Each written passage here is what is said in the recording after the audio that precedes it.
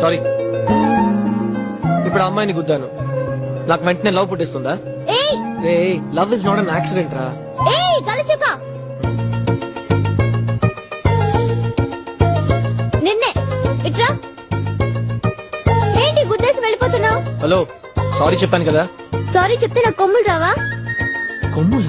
అవును, ఒకసారి గుద్దితే కొమ్ములు వస్తాయి తెలుసా?